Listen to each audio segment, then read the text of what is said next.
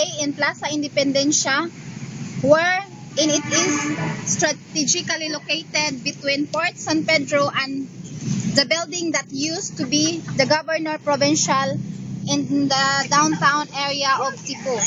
The plaza is popular hangout of many living or working around the area. It is one huge garden filled with trees, ornamentals, plants, and flowers.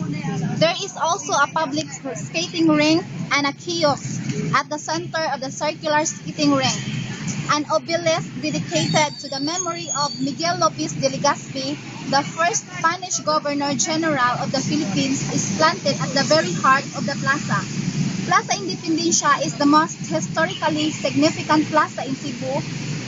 Its land and age-old acacia trees are witness to the many phases and stories of Cebu real history.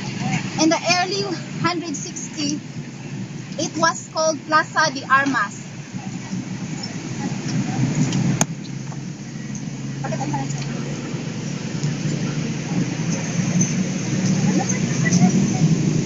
Exit ako.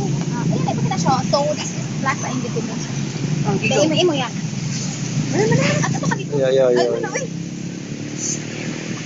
Ipuan sa nakangkuhan, Plaza de Armas.